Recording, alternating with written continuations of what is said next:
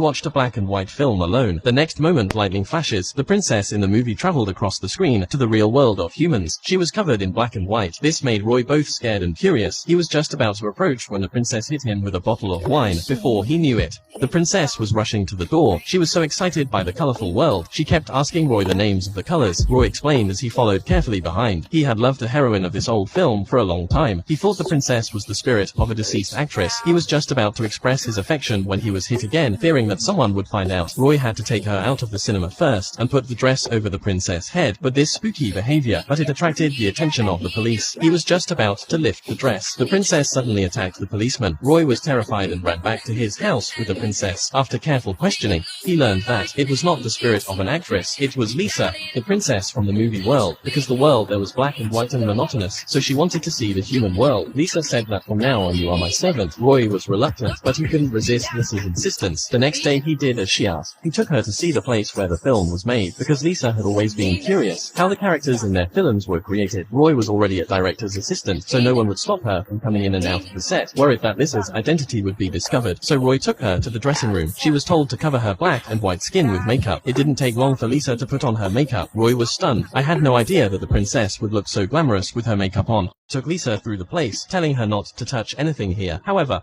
without noticing, Lisa caught sight of a huge poster. She was obsessed with the colors of the human world, pulled out some paint from the side and painted away. By the time Roy returned, the poster had been painted by Lisa in all sorts of colors. Roy was terrified and kept apologizing to the director, and then, just in time, a famous star was passing by. He loved the poster that Lisa had created. He even complimented Lisa on her looks, but the next moment, Lisa suddenly attacked the star.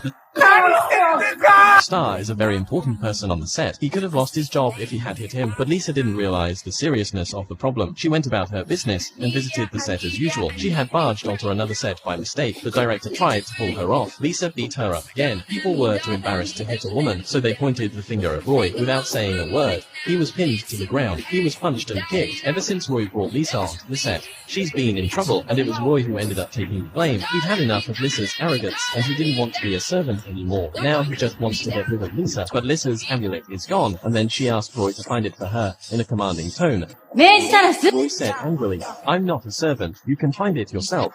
Can't you? Please stop pestering me. After a big fight between them, Lisa had to go alone to find the amulet, but by now it was raining heavily. Roy looked at the dark clouds and got worried. He said he didn't care about Lisa, but in the end he was worried about Lisa. He took his umbrella and went back to Lisa's side, helping her to find the amulet.